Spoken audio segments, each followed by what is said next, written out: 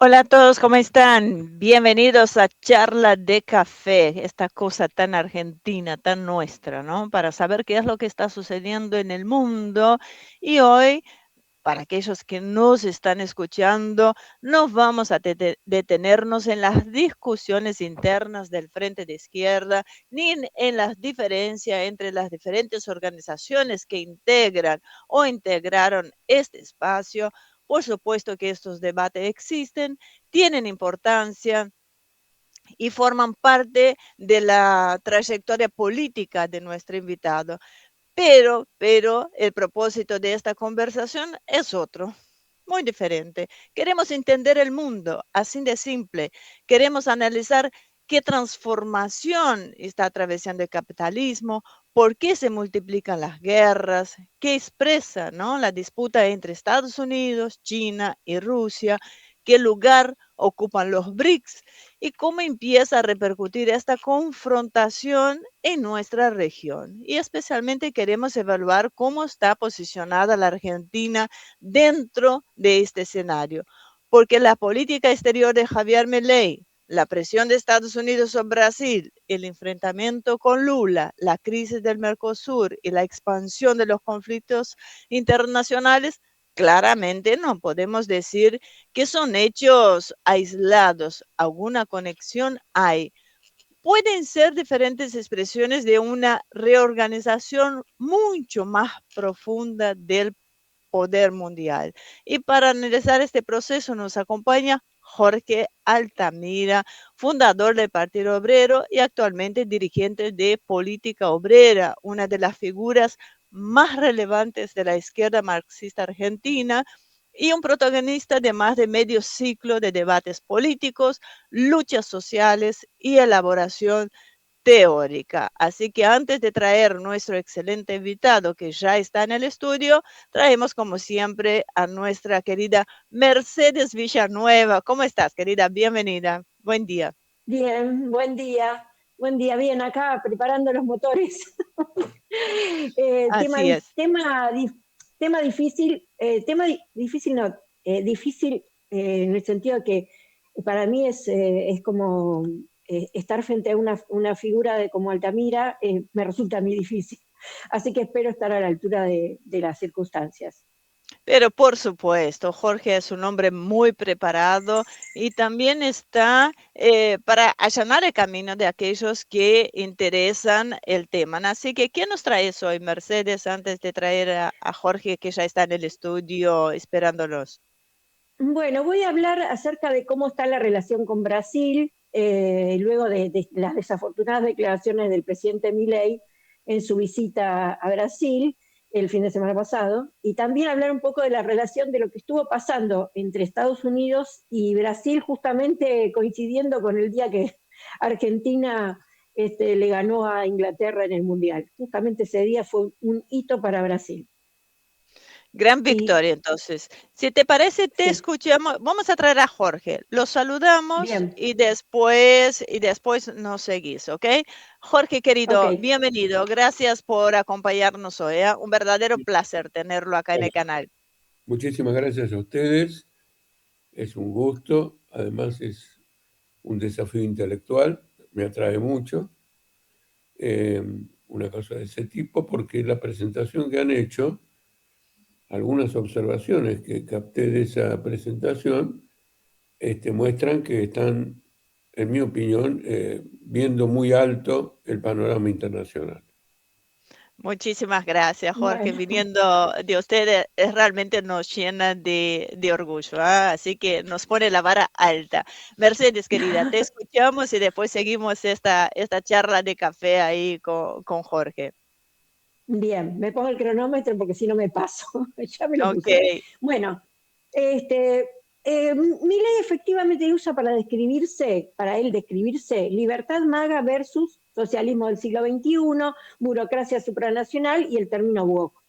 Esto lo aclaro porque en realidad no es una descripción neutral del conflicto, es lo que Milei piensa. Lula, Brasil y otros actores no se piensan a sí mismos en estos términos. Estados Unidos le aplicó a Brasil, ahora hablando específicamente de lo último que pasó, un arancel del 25%, en algunos productos comerciales, sumado a otro predio del 50%. Y esto lo hace después de una investigación, de una ley comercial, no sé, sección 301, algo así, no me acuerdo bien el número, y Brasil, justamente el 15 de julio, que fue el día que le ganamos a Inglaterra, lo toma como un hito lamentable en esta relación bilateral, y activó en ese momento su ley de reciprocidad, acusando específicamente a la familia Bolsonaro de haber impulsado esta medida con fines electorales. Recordemos la relación carnal, digamos, que hay entre los Bolsonaro y Trump, y también entre Trump y Milei, ¿no? Brasil rechaza este argumento comercial de fondo con respecto a esto que pasa con Estados Unidos, porque recuerda que el 76% de las importaciones de Estados Unidos entraron a Brasil sin pagar aranceles, y que el gravamen medio efectivo sobre estos productos estadounidenses fue apenas del 3,1%. Brasil sostiene que no hay una asimetría comercial real que justifique esta medida. Además, Brasil señaló que en los últimos 15 años Estados Unidos acumuló un superávit de 424.500 millones de dólares en el comercio bilateral con el país, con Estados Unidos. Por lo que Brasil contradice la idea de que Brasil comercia deslealmente. O sea, presenta un montón de ítems para refutarle a Estados Unidos. De ahí la frase que dijo Lula, que calificó los aranceles como ilegales y anticipó represalias, mientras que acusaba a Washington de la injerencia con vistas a las elecciones del 2026.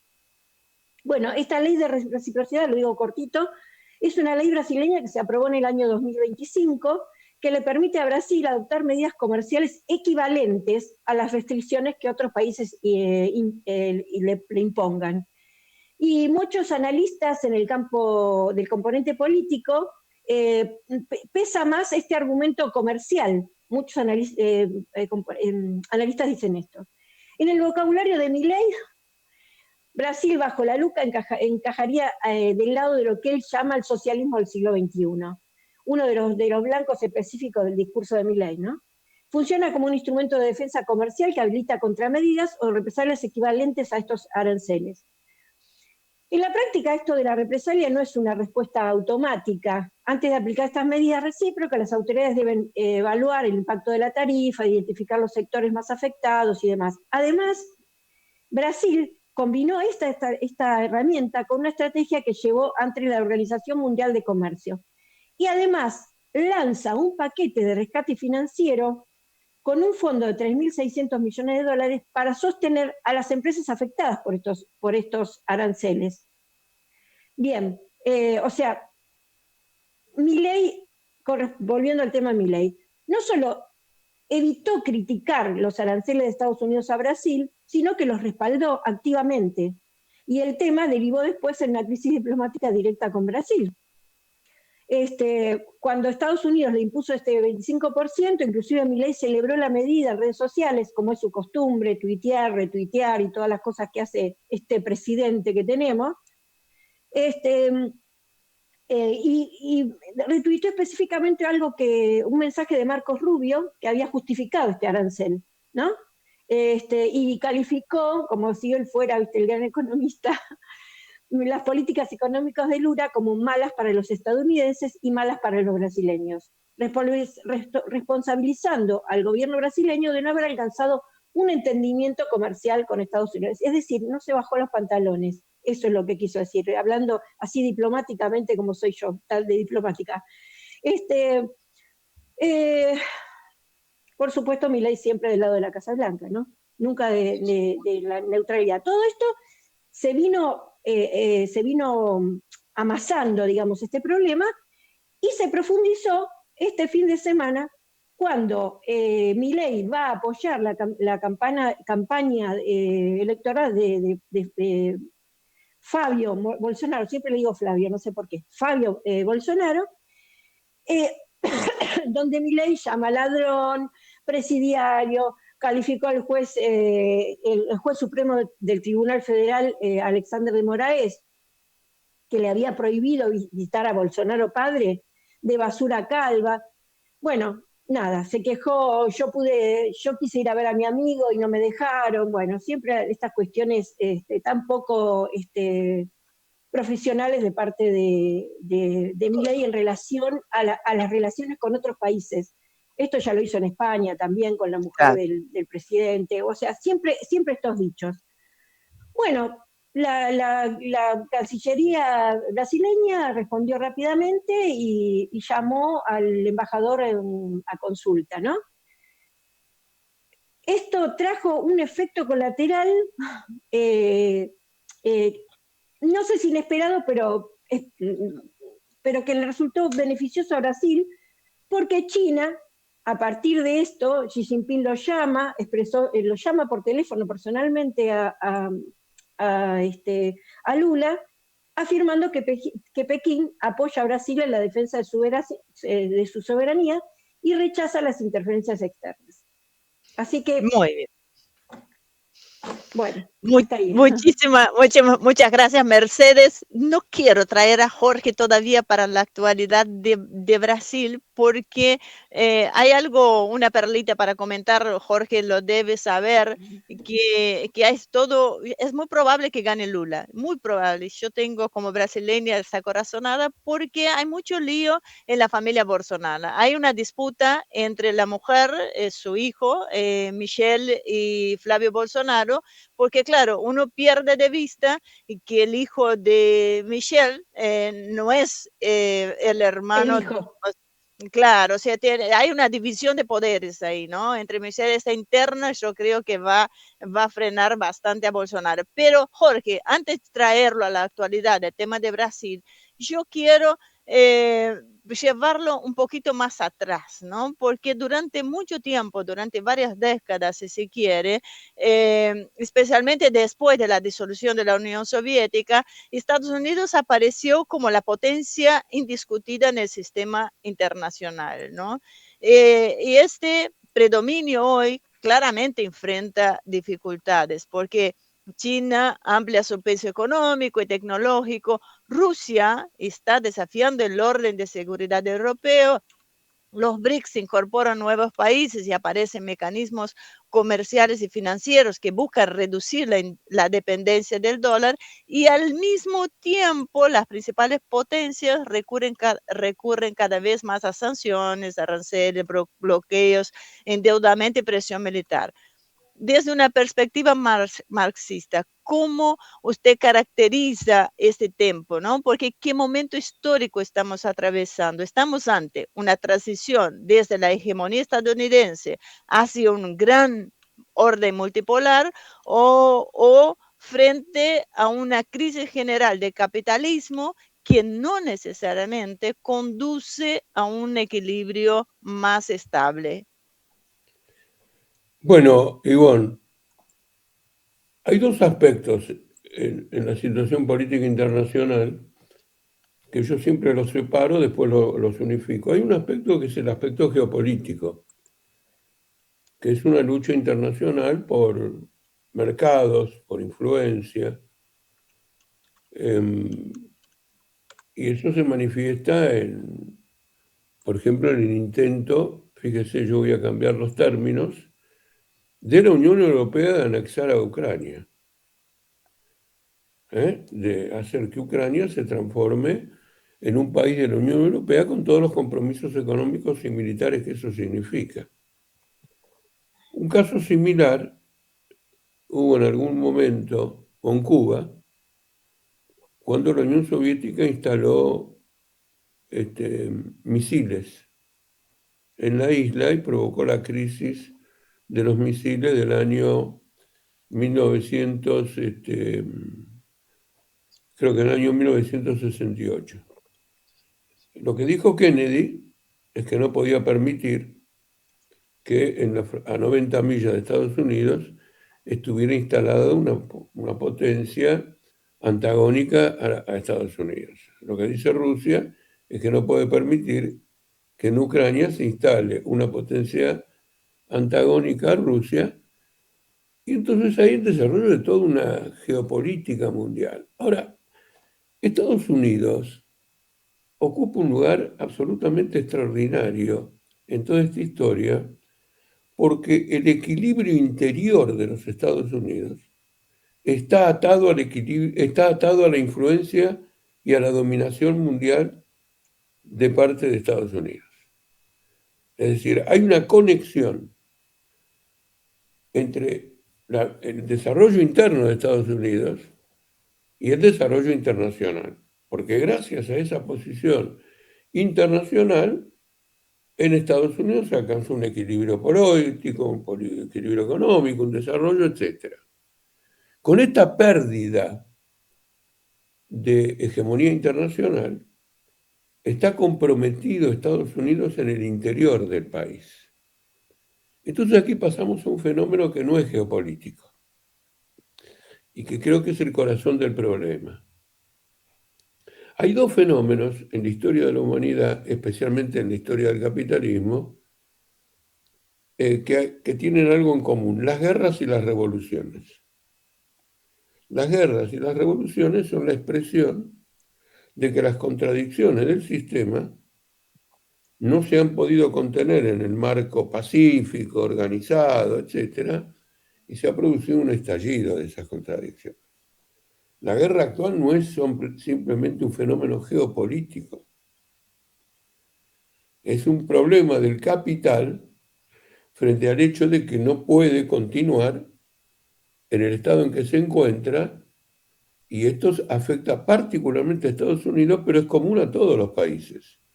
Por ejemplo, China crecía al 14,8, 15%, ahora crece al 2%, ha tenido una feroz crisis inmobiliaria, hay un paquete de deuda en los bancos tremendamente importante, y entonces China, como un país capitalista, ha entrado en la vorágine de esta crisis financiera, internacional. Entonces, efectivamente, estas guerras, estos choques, no son solamente la expresión de la ambición de los distintos países o burguesías o estados por alcanzar una hegemonía a expensa de los otros, y particularmente de los Estados Unidos, sino que es un fenómeno más general. Y es un fenómeno más general porque hay una contradicción en el capitalismo que es insuperable. Y es que el capitalismo se ha desarrollado sobre la base de la internacionalización de las fuerzas productivas. Hoy no existe más un capitalismo puramente nacional. Hay un desarrollo con la inteligencia artificial, ni siquiera ya supera todo eso. Es decir, las fuerzas productivas tienen un desarrollo internacional. Pero la base política de este desarrollo son los estados nacionales. Entonces, lo que podría ser una coordinación de esfuerzos para que este desarrollo internacional redunde en un desenvolvimiento pacífico, poderoso, extraordinario, ha sido en la Primera Guerra, en la Segunda Guerra y en la actualidad un factor de estallido completo.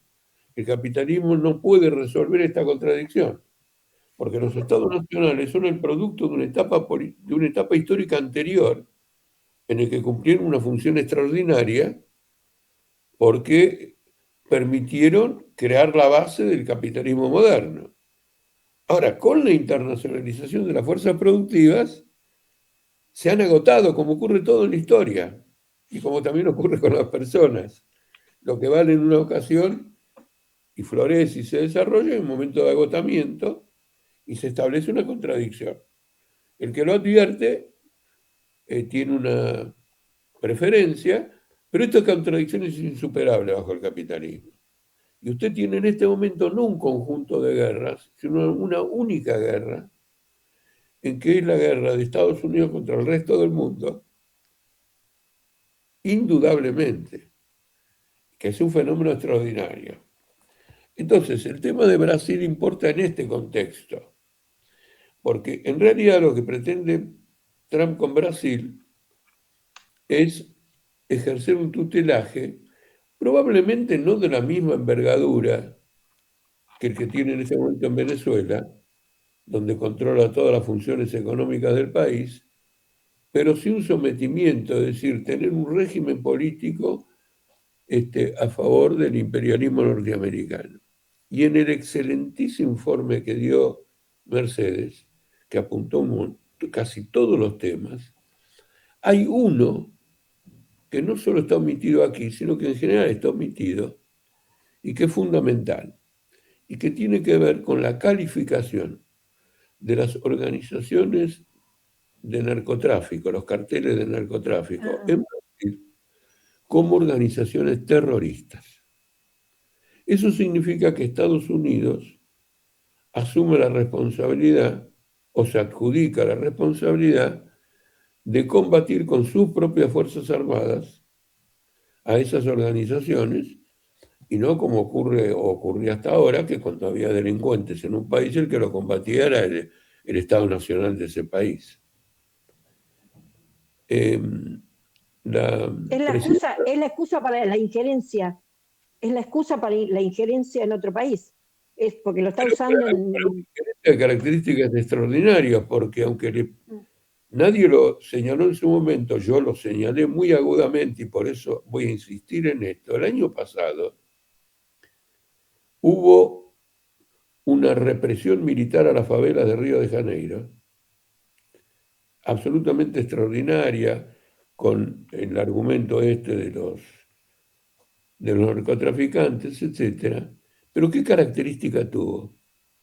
Que fue organizada por 3 gobernadores, entre ellos el de Río de Janeiro, a espaldas del gobierno nacional, del gobierno central.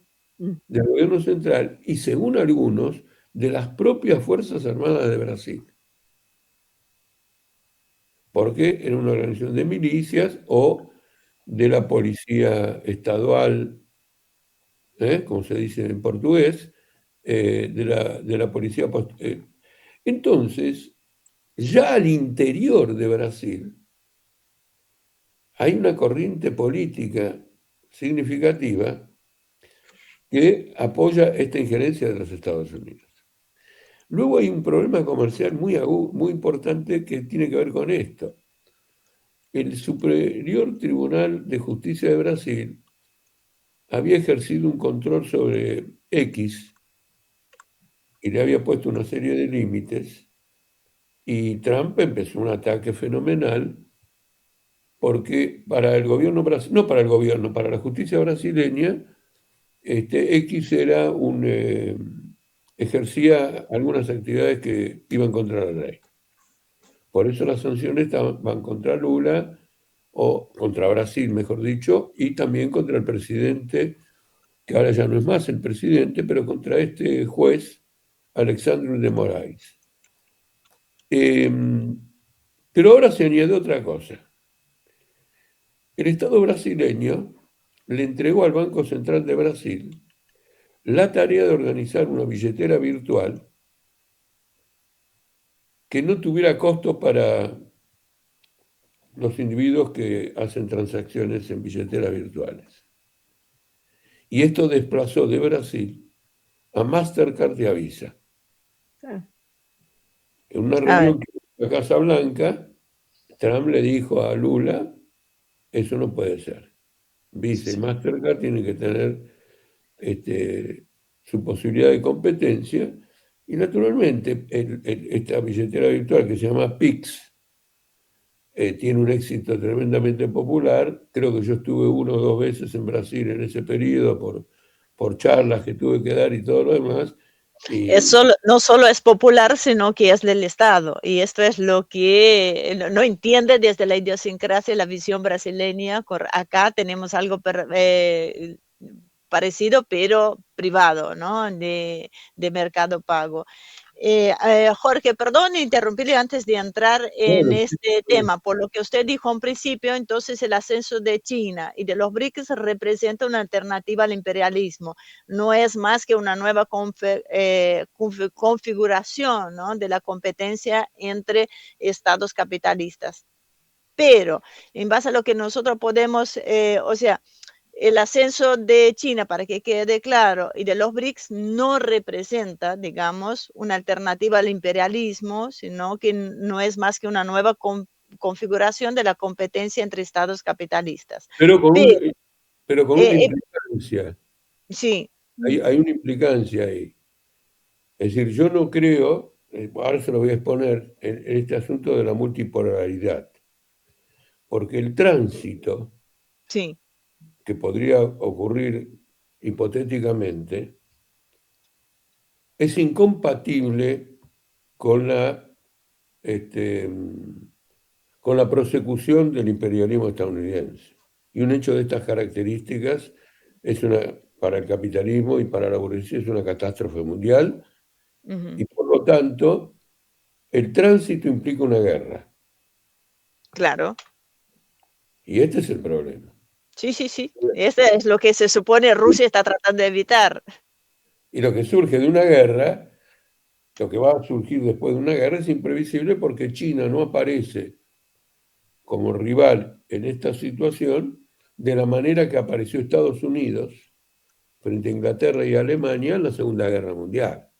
Cuando Estados Claro. Unidos decide ingresar en la Segunda Guerra Mundial, ya todo el mundo sabe que hay un ganador que va a exportar su sistema político. En cambio, acá no hay ninguna de esta guerra mundial que viene con armas atómicas, misiles, Sí, sí, etcétera. sí. Está más en riesgo la humanidad que el diseño de una alternativa. Entonces, el Sí, sí. problema es más profundo porque para los trabajadores, para la humanidad entera, el cambio del régimen social se hace absolutamente necesario.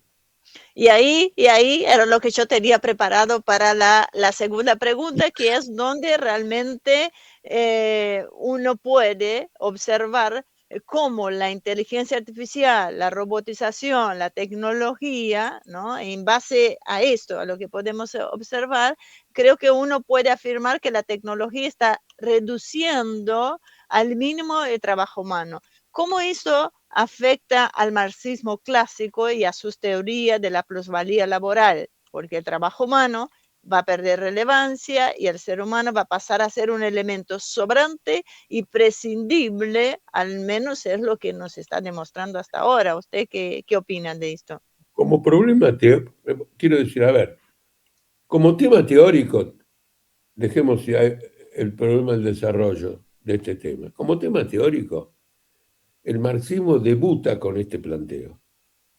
En el primer documento internacional, que es el Manifiesto del Partido Comunista del año 1848, más o menos en el 10º párrafo,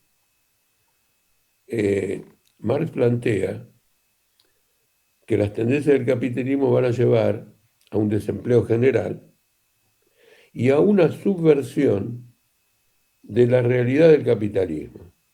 Porque mientras que el capitalismo es el producto de la explotación del trabajo, con la desocupación de masiva, el capitalismo va a tener que sostener a la población y abre esa perspectiva. Es decir, que en el desarrollo dialéctico del materialismo histórico, el capitalismo aparece en esta fase que estamos viendo ahora. Ahora, sobre la inteligencia artificial, le digo que hay algo anterior a la supresión del trabajo humano. En primer lugar, ¿por qué se desarrolla esto dentro del capitalismo? Porque la tasa de explotación en la actualidad no satisface como oportunidad de inversión del capital. Lo que hace la inteligencia artificial es abrirle al capitalismo lo que en la economía oficial se llama productividad y en la economía marxista explotación, abre la oportunidad de una productividad histórica sin precedentes del trabajo.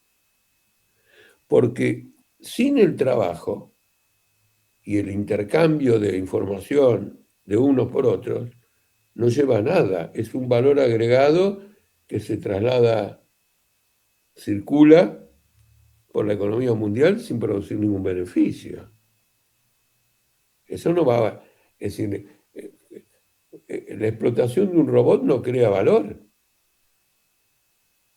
porque en definitiva incluso, como se trata de un robot, si creara algún tipo de valor, tendría que manifestarse como contrapartida en que él es el consumidor y los robots no consumen. ¿Se entiende? Entonces, el metabolismo social solo tiene lugar con la presencia de los trabajadores. Y sobre esto podemos hacer un gran desarrollo. Pero antes de esto, el desarrollo de la inteligencia artificial, por lo que todo indica, va a llevar a una crisis financiera mundial fenomenal, porque los gastos incurridos y las deudas incurridas para el desarrollo de la inteligencia artificial son infinitamente superiores, no ya los beneficios de las empresas que están desarrollando esto, sino hasta los puros ingresos monetarios. El caso, por ejemplo, de cualquiera de las empresas de inteligencia artificial tienen un déficit de la gran 7 y una empresa como Nvidia, que se dedica a los chips, ha armado un esquema circular, financia a los que le compran. Por lo tanto, fenómeno, uno dice, bueno, está bien, financio a mi cliente, pero si vos financiás a tu cliente en un momento determinado, vos necesitas que tu cliente pague el crédito que le diste. Y tu cliente no tiene ninguna posibilidad de ningún crédito porque esa inteligencia artificial todavía no produce ningún beneficio. Y ahora aparece el desarrollo de la inteligencia artificial en China, que da unos saltos muy importantes, y esto introduce un elemento explosivo nuevo, que es una competencia en gran escala entre empresas de inteligencia artificial rivales. Sí, sí, sí. La pelea de futuro va a ser entre inteligencias artificiales, no me cabe ninguna duda. Eso va a hundir la Sí. tasa de beneficio y precisamente va a mostrar que Marx tenía razón en que la ley del desarrollo del capitalismo conduce a la disolución del capitalismo. Con el tema de la inteligencia artificial, Putin ya en algún momento dijo que quien domine la inteligencia artificial va a dominar el mundo, ¿no? Lo que es cierto es que sin consumidores, sin trabajadores no hay consumidores. ¿Y usted no cree que puede venir un sistema diferente al capitalismo, una nueva forma elitista, digamos, un tecnofeudalismo o algo similar? Bueno, acá no hay un feudalismo, esto es capitalismo. Ahora, hay corrientes como el dueño de Palantir, que se llama Peter Thiel, que ha desarrollado ya toda una concepción fascista del asunto.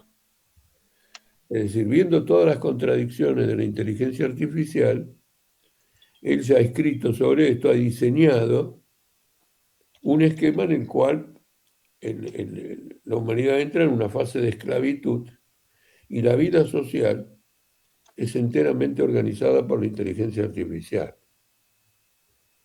Y él llama a eso un nuevo sistema de libertad, pero invoca la religión y considera innecesaria a la democracia representativa.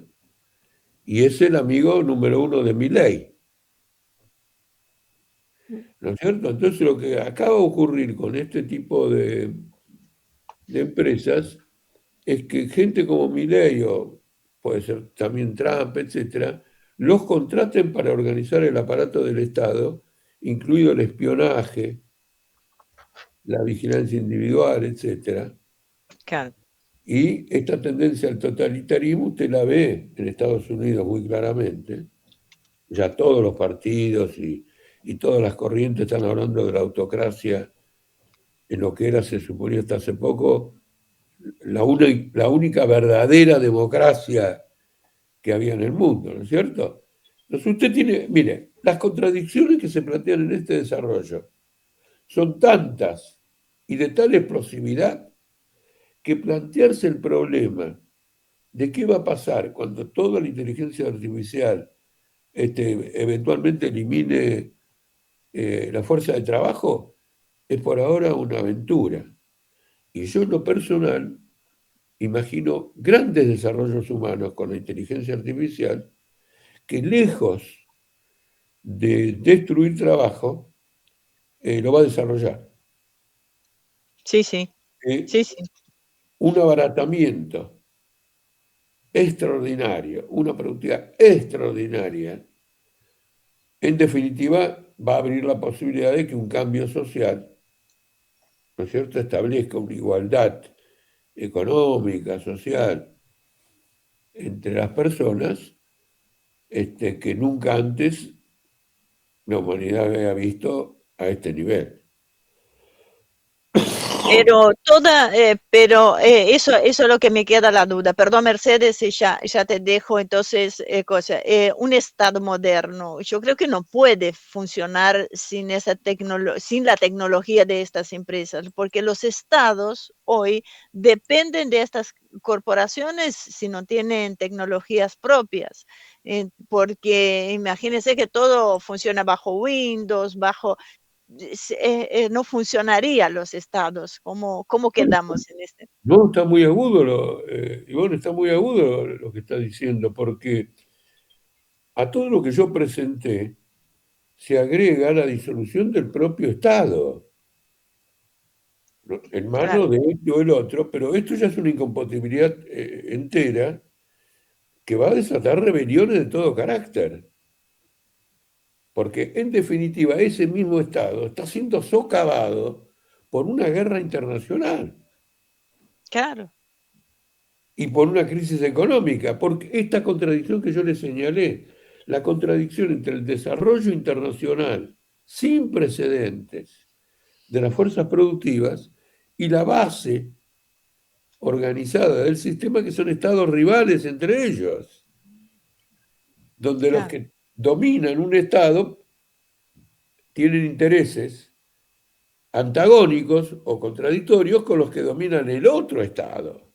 Entonces, lo que unificadamente es un progreso humanitario total, en las condiciones del capitalismo, es la guerra. Mire claro, usted esta contradicción. Es decir, tengo delante mío algo que me puede llevar a un proceso histórico que jamás hubiéramos imaginado o a la extinción de la humanidad. Es explosivo. Y en esto reside el papel de la revolución socialista, que hoy tiene más oportunidades desde el punto de vista de prosperar en el tiempo que la que podían tener los bolcheviques en 1917, en un país donde se araba con bueyes. claro, claro, claro. Mercedes, querida, si no, yo me entusiasmo y no te dejo. Así que bueno, No, no está bien. aunque no sé si vas a coincidir conmigo, Mercedes, que la sociedad parece actualmente anestesiada, ¿no? Dormida, Cuando él habla de dormida. una revolución, porque los métodos de control claramente también han avanzado muchísimo. Yo creo que comentando lo que ambos dijeron, que hay una sociedad dormida. O sea, somos muy pocos los que nos informamos, los que estamos actualizados con todo lo que está pasando. Hay gente que no tiene la más mínima idea y trata de sobrevivir. Pero esto no es solamente en Argentina, ¿eh? Esto pasa en todo el mundo. Hay un sector muy grande que dejó de creer en la democracia, porque la democracia, como decía, como en algún momento dijo algún presidente argentino, ni se come ni se educa. Yo fui también testigo de todo eso. Eh, para mí son tiempos muy difíciles. No sé si, ojalá sea, yo soy profesora también de nuevas tecnologías, así que siempre tuve mucha relación con todo este tema de los desarrollos. Mis alumnos de secundaria siempre hablábamos que un desarrollo es en base a otro desarrollo tecnológico y demás.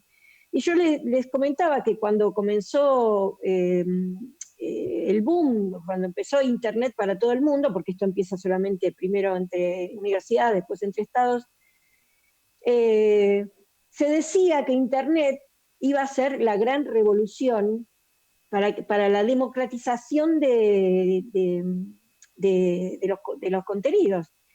Y en un principio fue así. Todo era gratuito, todo era... Pero después no. Yo comentaba la vez pasada, cuando hablamos de inteligencia artificial, del caso de Aaron Sweet en el año 2012. Era un muchacho, un genio, que allá a los 15 años, creo que ya a los 15 años estaba en la universidad, ya había hecho proyectos y demás dentro de Internet. Y él, como quería justamente, pensaba que el concepto era de la democratización de las investigaciones, empieza a copiar cosas del MIT en un servidor, a las que se empieza a descargar para darlas a conocer al mundo.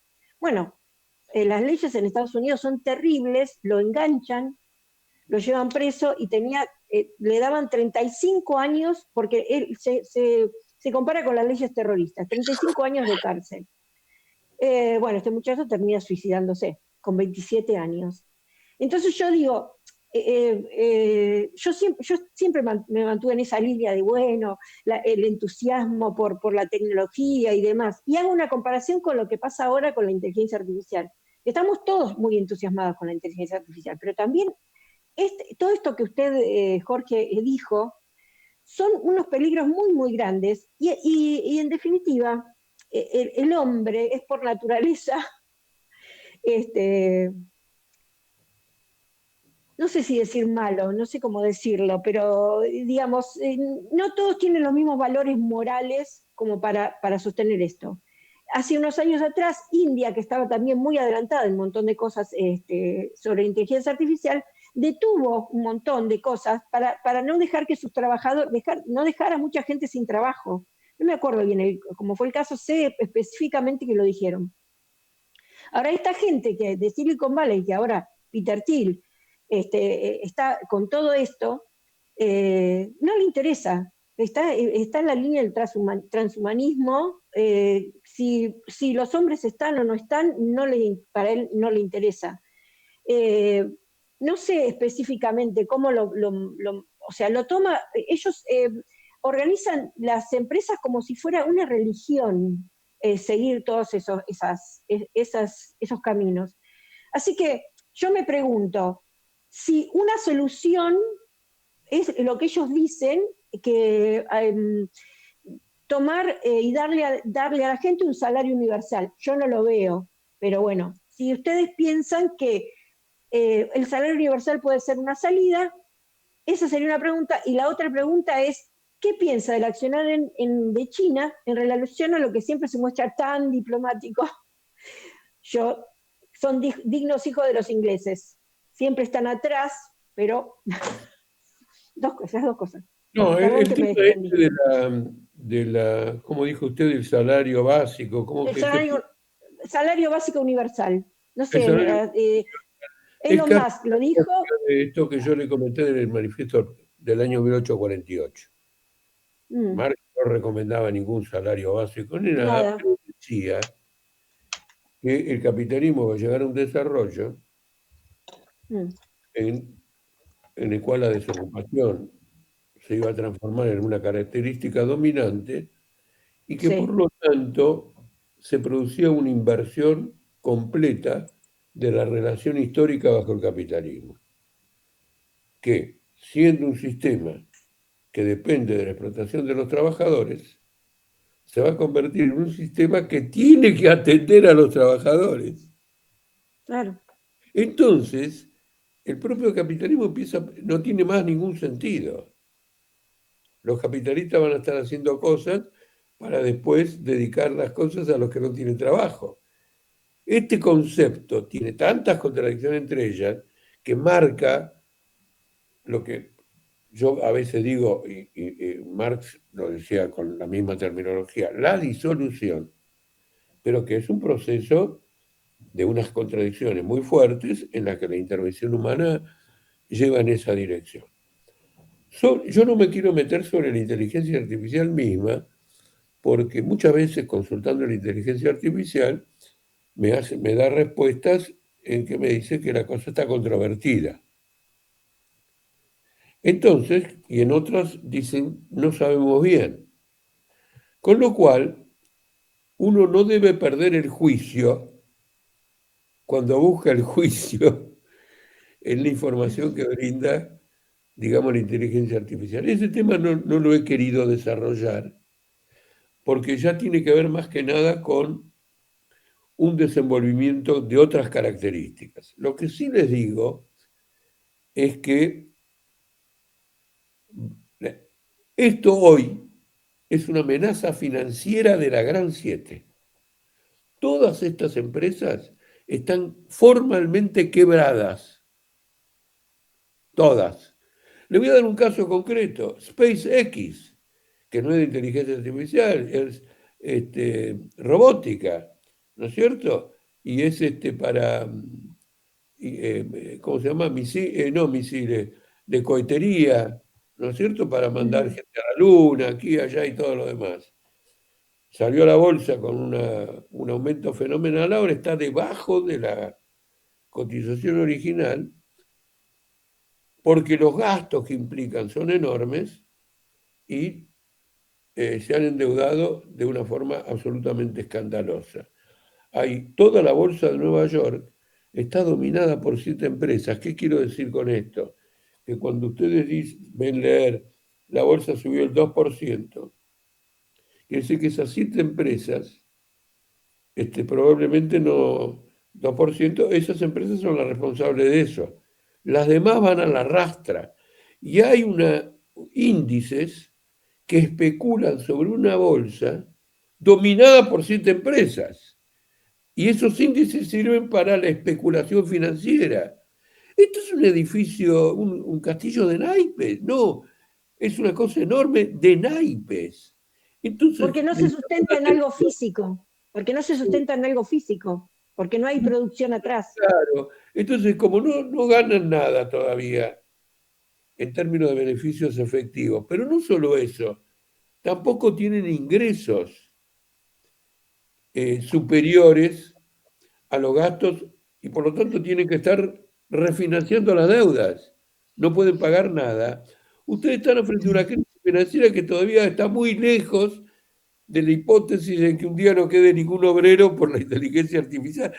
¿Se entiende? Estamos razonando en tiempos diferentes. Ahora lo que hay es esta crisis y la inteligencia artificial en China desató un problema la semana pasada porque estableció el código abierto. Este código abierto va a provocar lo que provocó el PIX. ¿Por qué? Porque las empresas norteamericanas no quieren saber nada de código abierto. Y porque China pretende el código abierto para mejorar su competencia interna y la capacidad de los chinos. Estados Unidos tiene el código cerrado y que pague el que pueda y arma una élite de conocimiento. No cualquiera puede alcanzar. Pero ¿cuál es el problema que viene? Igual que el PIX, ¿no es cierto? Que es un mercado pago para 250 millones de habitantes. Bueno, ahí incluyo a los bebés, así que está mal. Es la población de Brasil. No, pero sí, es algo de la magnitud. Al actuar de esta manera, se agudiza la competencia internacional. Claro. Porque Estados Unidos va a decir, che, no quiero el PIX y no quiero el código abierto. Claro.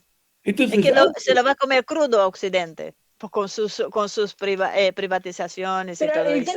El tema que el código cerrado también hace que haya una dependencia, porque yo siempre recuerdo lo que pasó en Malvinas con los famosos Exocet, que no teníamos, porque ellos te venden, como te venden las armas sin código abierto, también te manejan a quién podés atacar o no. Estoy dando este ejemplo para hacer un paralelo con la inteligencia artificial.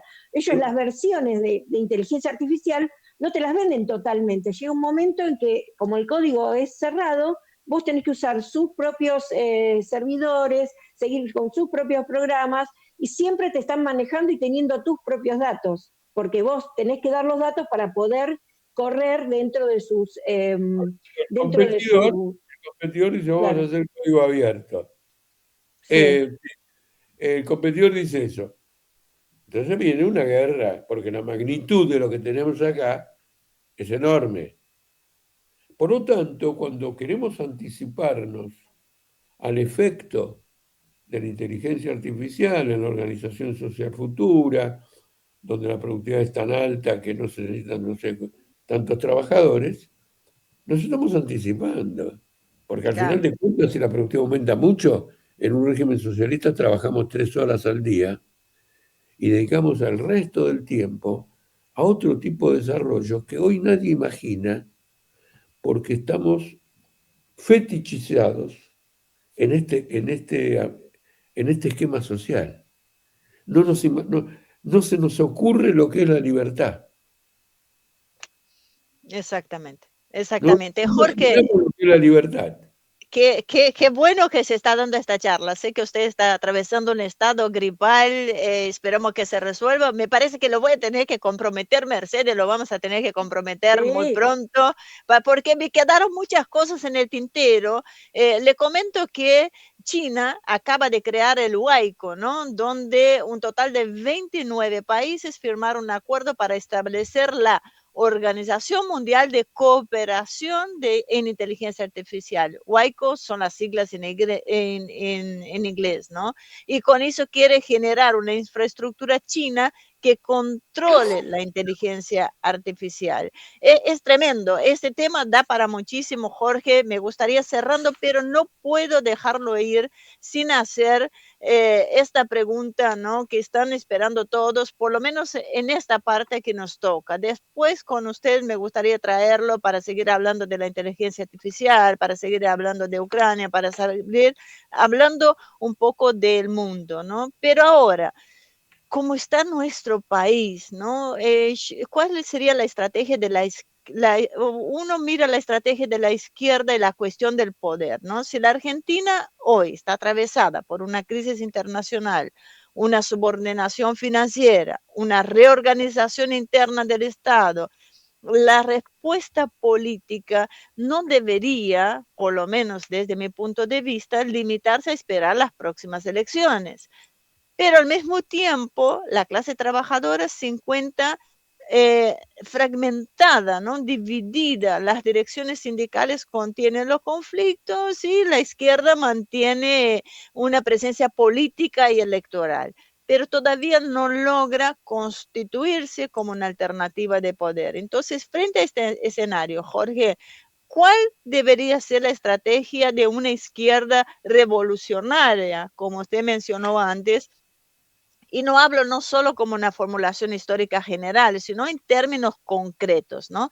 ¿Qué programas, qué formas de organización y qué medidas inmediatas permitirían que los trabajadores intervengan en una política propia frente al gobierno, al FMI y la crisis mundial, teniendo en cuenta que la gente prefiere estar mirando TikTok o las redes sociales? Bueno, ¿Qué ahí me está. dice? Ahí tenemos primero un problema de caracterización, porque como la gente está pasando un pésimo momento y un gran sufrimiento, esto en la práctica se plantea también como un choque más o menos colectivo, más o menos personal, de los trabajadores con la realidad política que hay. En cada fábrica donde se anuncia un despido, se anuncia un problema, independientemente de que termine triunfando la patronal y progresen los despidos, usted está hablando a gente que está sensibilizada y le tiene que hablar en términos revolucionarios y dar respuestas revolucionarias a la situación. Y acá quiero que ustedes me entiendan, porque no quiero tomar un ejemplo para abusarme de él, pero al mismo tiempo un ejemplo ejemplifica, ayuda a sintetizar. Nosotros hemos tenido en el último tiempo un gran conflicto en FATE, en la fábrica de neumáticos FATE, que tenía una característica esta fábrica. Era probablemente la más politizada del país. ¿No es cierto? Yo conocí a muchos trabajadores, de hace mucho tiempo, y también conocí a otros recientemente, y era indudable. Me sentaba, por ejemplo, en un café a tomar algo con ellos y estaba hablando con la vanguardia de los trabajadores. Si le decía, a lo mejor si le decía, mirá, el PIX en Brasil, ya lo sabían. Y entonces, después de la vacación de verano, la fábrica de algún modo proclama un lockout. Frente a eso, debido a la condición de los trabajadores de esta fábrica, los que empiezan a retomar trabajo deciden ocuparla. Pero la izquierda y el sindicato deciden no apoyan esta situación. Creen que tienen que apelar a la legislatura de la provincia para que se llegue a un arreglo con la patronal de FATE y se vea la forma de continuar el trabajo porque los neumáticos que producen son importantes para los camiones. Entonces, en nombre de una salida legal, porque al final una salida legal probablemente tenga que ocurrir, pero en nombre de una salida legal se frena lo único que puede llegar a provocar que haya una salida legal, que es la ocupación de la fábrica. Y establecer esta política como una política general. Mire, yo un día me impresioné mucho porque en una fábrica textil de Catamarca que ocuparon, entrevistaron a una obrera y joven. Y esta mujer, jovencita, decía cosas impresionantes. No, porque nosotros somos los que creamos, acá nosotros esto es nuestro, y papá. Le daba un sentido revolucionario a la ocupación de una fábrica que ella, sin embargo, estaba ocupando simplemente porque había despidos. Si se retrotraía de los despidos, no iba a seguir ocupando la fábrica para proyectar sus ideas o lo que le había salido en ese momento. Y no estaba vinculada a nadie, políticamente, etcétera, etcétera. Y fue una lucha enérgica, se peleó, etcétera, etcétera. Bueno, fue candidata nuestra a las elecciones de Catamarca en la última elección, pero fue una lucha muy fuerte en defensa de la ocupación de esa fábrica. Entonces, en estos ejemplos, le quiero señalar de que no se entiende, se habla de una relación de fuerzas, ustedes mismas incluso han hablado de ese modo, que pareciera una categoría espacial, porque una relación de fuerzas, aparentemente desfavorable en la opinión de no sé quién, dura 2 minutos cuando una de las fuerzas toma la iniciativa. Y le voy a dar el ejemplo que a mí me ocurrió. La situación en el subterráneo de Buenos Aires era muy deprimida. Y la dictadura les había quitado el derecho a las 6 horas y les había metido las 8 horas con el apoyo del sindicato. Empezó un grupo de personas a discutir, che, ¿qué podemos hacer? Y entonces, sobre la base de una serie de luchas preparatorias, yo presenté el retorno a las 6 horas en el subte, 6 horas de trabajo, sin tocar el salario, en la legislatura. Bueno, les adelanto, les voy a seguir contando rápido para no abusarme del tiempo. Les adelanto que al final metimos la ley por el 75% de los votos. Impresionante. Pero, ante las distintas manifestaciones por este tema, volanteábamos el subte, una vez despidieron o quisieron cambiar algo y entonces organizamos una huelga en esa línea, hasta que se creó un ambiente en el que en el primer traspié que tuvimos con la ley, dos trabajadores sin el sindicato, que era la UTA, no había sindicato del subte, era el sindicato de los colectivos y transportes en general, se declaraban en huelga y se cumplía unánimemente. Y a partir de ahí ya empezaban a venir grupos enteros a la legislatura a presionar a los diputados. Una crisis total. En un momento muy especial, pero cuidado, porque era 2002.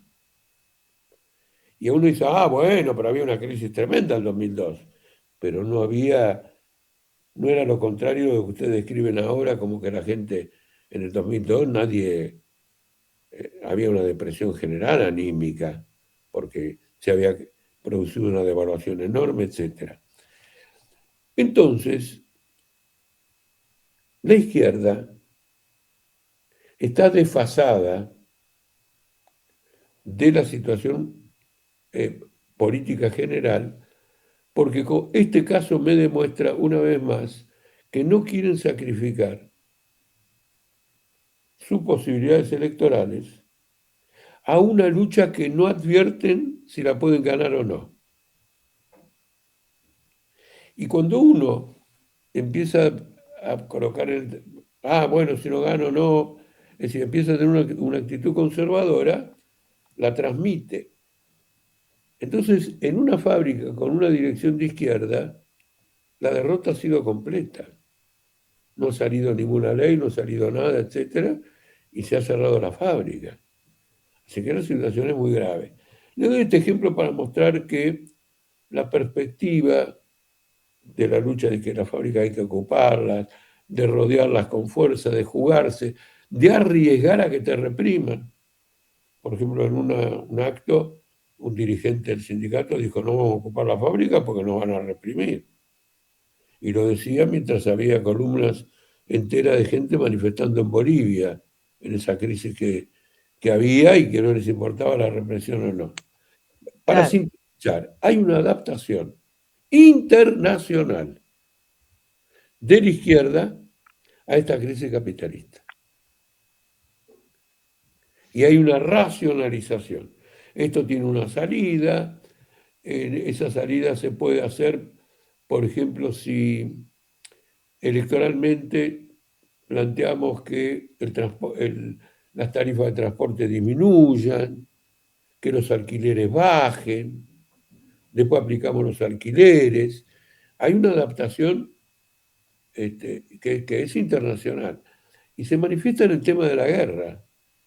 La mayor parte de la izquierda internacional apoya a la OTAN en esta guerra en Ucrania. ¿No es cierto? Y aunque no se trata de que apoyen a Putin, de ninguna manera, hay que tener una visión independiente de que esta es una guerra de dos bloques de intereses y no es una guerra por la independencia de Ucrania. Es una guerra por si es anexada por Rusia o es anexada por la Unión Europea. Se manifiesta en todos los campos de la política. Entonces, toda esta crisis que hemos debatido durante esta conversación, la izquierda ingresa en ella también completamente en crisis.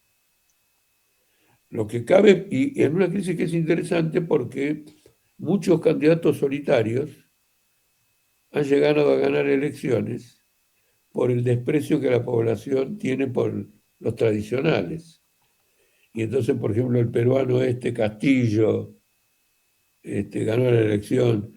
En Perú nadie sabía quién era. Boric en Chile. Hay figuras así de ese tipo que expresan el desafecto del pueblo con los políticos tradicionales, claro, con ese voto, pero ese voto no lleva a una solución. Entonces, después de Boric, ¿quién vino? Kast. Y después de Castillo, ¿quién vino? Fujimori. ¿Se da cuenta? Esta es mi apreciación de conjunto. Y esta es la crítica que lanzo.